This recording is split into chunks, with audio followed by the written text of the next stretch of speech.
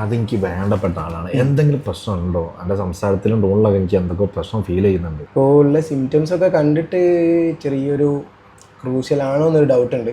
അല്ലടാ എന്താണ് പറഞ്ഞു വരുന്നത്? എന്താ പ്രശ്നമുണ്ടോ? പേടിക്കാൻ മാത്രമൊന്നുമില്ല. എന്തായാലും നമ്മളിപ്പോൾ ടെസ്റ്റിന് കൊടുത്തില്ലല്ലോ. കുറച്ച് ദിവസം കഴിയുമ്പോൾ എന്തായാലും ടെസ്റ്റിന് റിസൾട്ട് വരും. അങ്ങനെ വലിയ രീതിക്കൊന്നുമില്ല. ആണെങ്കിൽ തന്നെ നമുക്കൊരു ഫസ്റ്റ് സ്റ്റേജ് ആ റേഞ്ചാണ് എനിക്ക് തോന്നുന്നത്. എൻ്റെ പഠിച്ചോ, ഞാൻ വിചാരിച്ച മാതിരി തന്നെയാണല്ലോ പോണത്.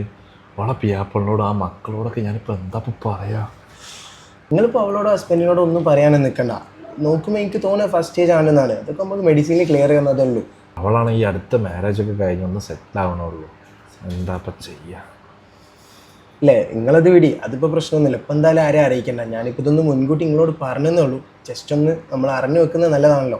ഞാനിന്ന് ഓൾറെഡി ഓഫാണ്, ഞാൻ പറഞ്ഞതാണ്. ഇന്നൊരു ചെറിയൊരു ഫാമിലി ഫംഗ്ഷൻ ഉണ്ട്. നോക്കടാ, ഞാൻ ഇറങ്ങുകയാണ്. എൻ്റെ സമയം കളഞ്ഞില്ല. ഒരുപാട് സന്തോഷം വന്നേക്കാണ്. ഒക്കെ നല്ല. എന്താ ഈ ടെസ്റ്റിന് കൊടുത്തോ? കൊടുത്തു. ഇതിപ്പോൾ കുറച്ച് ദിവസം കഴിയുന്ന പറയുന്നത് റിസൾട്ട് കിട്ടണമെങ്കിലേ. അത് കുഴപ്പമൊന്നുമില്ല. അത് നമുക്ക് വാട്സപ്പ് അയച്ചെടുക്കാം. ഇവിടെ കാത്തിക്കേണ്ട ആവശ്യമൊന്നുമില്ല. പോയിക്കോ. അല്ല എന്ന് സത്യം പറയും. ഡോക്ടർ എന്താ നിങ്ങളോട് പറഞ്ഞേ? എനിക്ക് വലിയ അസുഖം എന്തെങ്കിലും ഉണ്ടോ? അത് വലിയ പ്രശ്നമൊന്നുമില്ല. അത് ക്ലൈമറ്റ് ചേഞ്ചിൻ്റെ പ്രശ്നമാണ്. പിന്നെ ഓൻ്റെ കയ്യിൽ എന്താ കിട്ടിക്കഴിഞ്ഞാൽ ഒന്നൊന്ന് രണ്ട് ടെസ്റ്റ് ചെയ്താണല്ലോ. അത് ഇങ്ങനെ ടെൻഷൻ അടിക്കുന്നത്. സത്യം പറഞ്ഞാൽ അവിടെ വന്ന് നിങ്ങൾ പറഞ്ഞതിന് ശേഷം ഞാൻ ഇഷമോളൊന്ന് ഇഷ്ടപ്പെട്ട് വരികയായിരുന്നു മനസ്സുകൊണ്ട്. ഇപ്പം എന്തോ പേടിയാവുന്നു. നിങ്ങളന്ന് പറയുന്നതിൻ്റെ മുന്നേ ആ കുട്ടീനെ ഞാൻ നല്ലോണം ഉപദ്രവിച്ചിട്ടുണ്ടായിരുന്നു.